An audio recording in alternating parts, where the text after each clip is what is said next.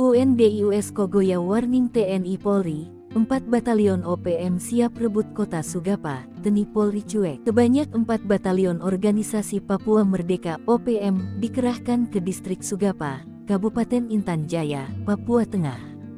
Gerombolan OPM yang dipimpin Panglima Kodam 8 Intan Jaya, Undius Kogoya menargetkan serangan ke pos TNI Polri selama sebulan ke depan. Mereka akan merebut Sugapa, ibu kota Kabupaten Intan Jaya. Namun TNI menanggapi dingin kabar masuknya 4 Batalion OPM ke Sugapa. TNI memastikan tidak akan menambah pasukan menghadapi serangan OPM. Tidak ada penambahan pasukan, kata Kepala Dinas Penerangan TNI Angkatan Darat Kadispenat Brigadir Jenderal TNI Christomei Sianturi, Jumat tanggal 19 Juli tahun 2024. Dilansir tribunpapua.com, Christomei memastikan TNI selalu siaga melindungi dan membantu kesulitan masyarakat. Selain itu, klaim dia, situasi di Sugapa sudah berangsur-angsur pulih dan kondusif.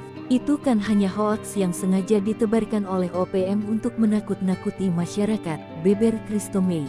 Sebelumnya, juru bicara TPNPB OPM Sebi Sambom mengatakan kelompoknya telah menyerang pos militer Indonesia yang berada dekat Bank Papua di distrik Sugapa pada Rabu, tanggal 17 Juli tahun 2024 pukul 21 waktu Indonesia Timur. Penyerangan tersebut dilakukan oleh TPNPB Kodam 8 Intan Jaya, berdasarkan laporan dari Enos Tipagau Komandan Operasi TPNPB Batalion Angin Bula dan Afrianus Bagubau Wakil Komandan Batalion Kinogo.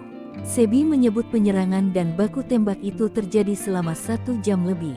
Dalam penyerangan tersebut, kata Sebi, Panglima Daerah Intan Jaya Brigjen Undius Kogoya telah menurunkan pasukan TPNPB dari 4 batalion. Penerjunan pasukan ini demi melakukan serangan lanjutan dalam misi operasi di pusat Sugapa. Selain itu, untuk menyerang seluruh pos militer Indonesia dari ujung bandara pesawat hingga di Kampung Titigi selama 1 bulan ke depan.